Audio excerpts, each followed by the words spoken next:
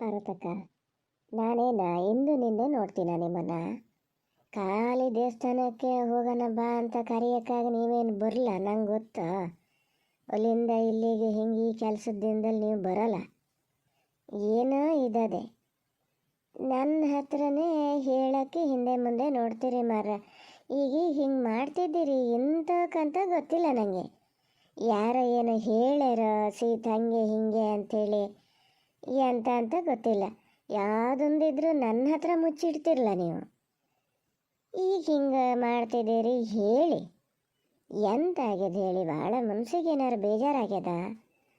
ಹಂಗೆ ಬೇಜಾರಾಗದೆ ನೀವು ಬರೋಲ್ಲ ನಮ್ಮ ಮನೆ ತನಕ. ಮಗಳಿದ್ದಂಗೆ ಅಂತ ಬರೀ ಬಾಯಲ್ಲಿ ಹೇಳಿದ್ರೆ ಸಹ್ಯ ಪಾರ್ವತಕ್ಕ. ನಿಮ್ಮ ಮಗಳೇ ಆಗಿದ್ರೆ ನೀವು ಹಿಂಗೆ ಹಿಂದೆ ಮುಂದೆ ನೋಡ್ತಿದ್ರ ಹೇಳೋಕ್ಕೆ? ಎಂತ ಆಗಿದೆ ಹೇಳಿ. ಶಾರದೇನಾರು ಭಾಳ ಇದು ಮಾಡ್ತಾ ಇದೆಯಾ?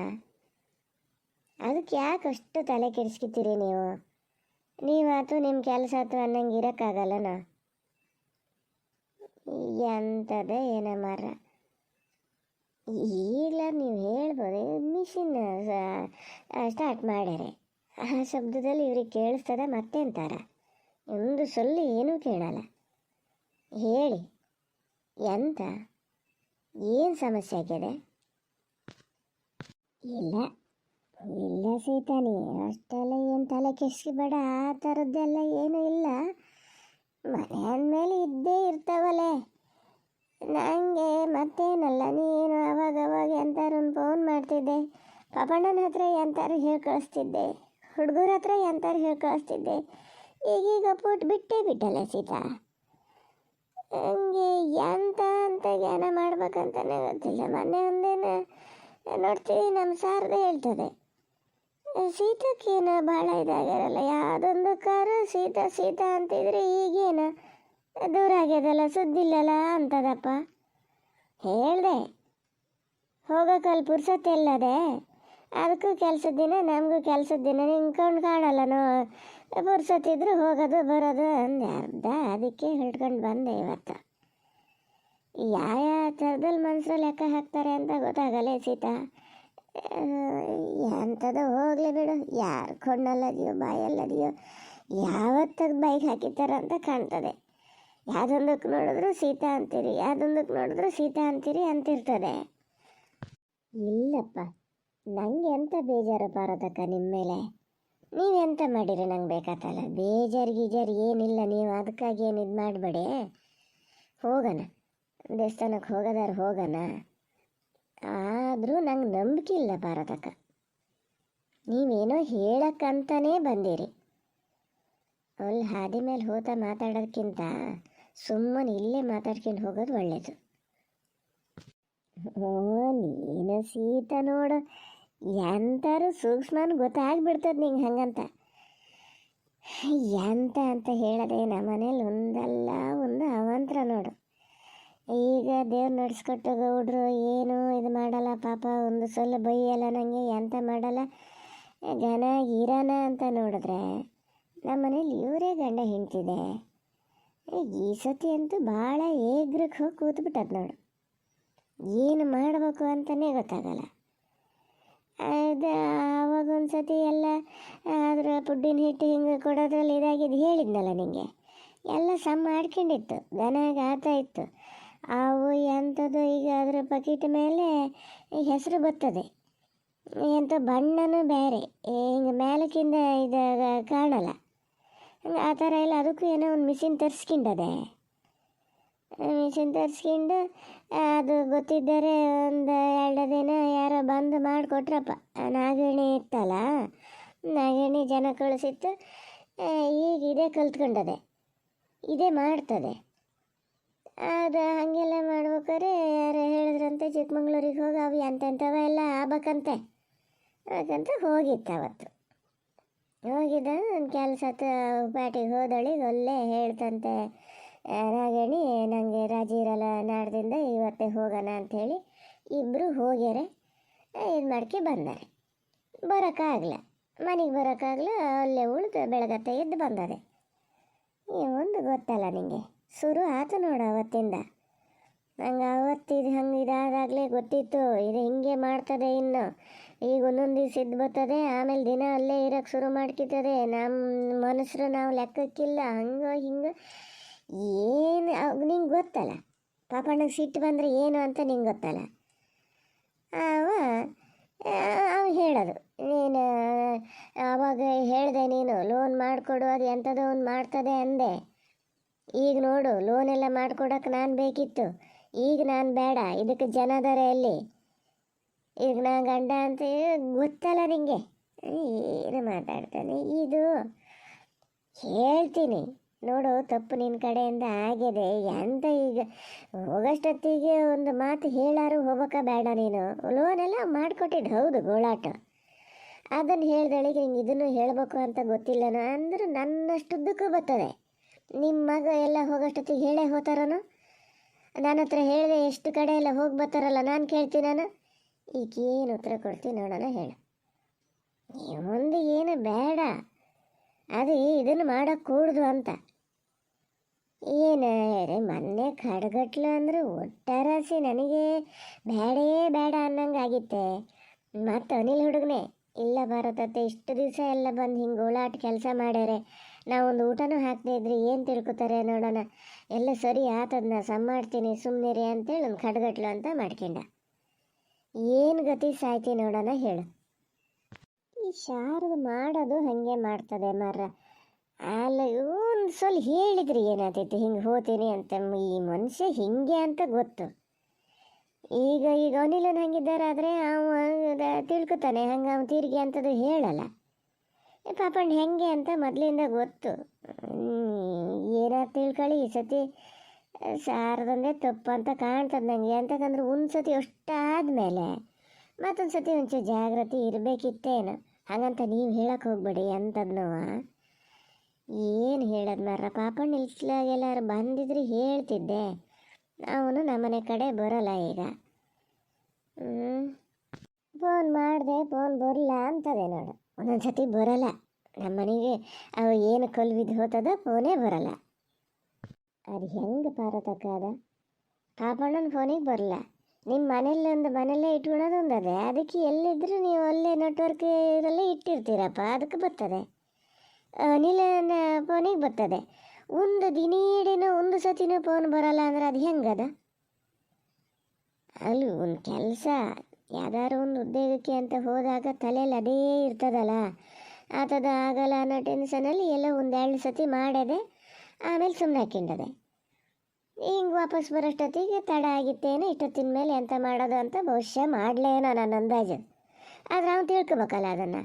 ಹಿಂಗಿದ್ದೇವ ಅಂತ ಗೊತ್ತಿದ್ಮೇಲೆ ಒಂಚೂರು ಜಾಗ್ರತೆ ಇರಬೇಕಾಗಿತ್ತು. ನೋಡಂತಡೀರಿ, ನೀವು ಮಾತ್ರ ಸದ್ಯಕ್ಕೆ ಎಂಥದ್ದು ಹೇಳಕ್ಕೆ ಹೋಗ್ಬೇಡಿ. ಬಾವರಿಗೂ ಹೇಳಿಬಿಡಿ, ಮಧ್ಯೆ ಏನು ಮಾತಾಡಬೇಡಿ ಅಂತ. ಗಂಡ ಹೆಂಡತಿ ಇದು ಇಂಥ ವಿಚಾರ ಎಲ್ಲ ಅವ್ರವರೇ ಮಾಡ್ಕಿಬೇಕು. ಈಗ ನೀವು ಹೇಳೋದು ನೋಡಿದ್ರೆ ಇದು ಅವ್ರವ್ರು ಮಾಡ್ಕಿನ ಥರ ಕಾಣಲ್ಲ ಮರ್ರ. ನಾನು ಮಧ್ಯೆ ಬಂದರೂ ಅದು ಸರಿ ಆಗಲ್ಲ. ಶಾರದಾಗ ಮೊದಲೇ ನಾನು ಕಂಡ್ರೆ ಆಗಲ್ಲಲ್ಲ. ಹಂಗಾಗಿ ಈಗ ಅನಿಲ್ನೇ ಏನಾರು ಮಾಡಬೇಕು ಭಾರತಕ್ಕ. ಏನೋ ಮನೆಯಲ್ಲಿ ಇಂಥದ್ದೇ ಎಂತಾರು ಒಂದು ಇರಬೇಕು ಮರ. ಏನು ಪಡ್ಕೊ ಬಂದೀವ ನಾವು. ಸೊ ನಾನು ಹಾಗೆ ಇದು ಮಾಡ್ಕೊಂಡಿನಿ, ಅನಿಲ್ನೇ ಏನಾರು ಮಾಡಬೇಕು. ಮತ್ತಿದು ಯಾರ ಕೈಲಿ ಆಗಲ್ಲ ಅಂಥೇಳಿ ಎಂತಕ್ಕೆ ಈಗ ಅವನಿಗೆ ಹಿಂತೆ ಮೊನ್ನೆ ನಾನು ಹೋಗಲೇಬೇಕು ಅಂತ ಹಠ ಹಿಡಿದು ಹೋಗ್ಯದಂತೆ. 2-3 ದಿನ ಆಗ್ಯದೇನ, ನಾ ಬರ್ತೀನಿ ಅಂತ ಕೂತದಂತೆ. ಪಾಪಣ್ಣ ಹೇಳ್ದ ನನ್ನ ಹತ್ರ, ಅನಿಲ್ ಹುಡುಗ ಹೇಳ, ಎಲ್ಲರೂ ಹಿಂಗಿದ್ದಾರೆ, ಅವನಿಗೂ ಗೋಳು. ಈಗ ಮನೆಯಲ್ಲೇ ತಾಯಾರು ಏನಂತ ತಿಳ್ಕೊಬೇಕು.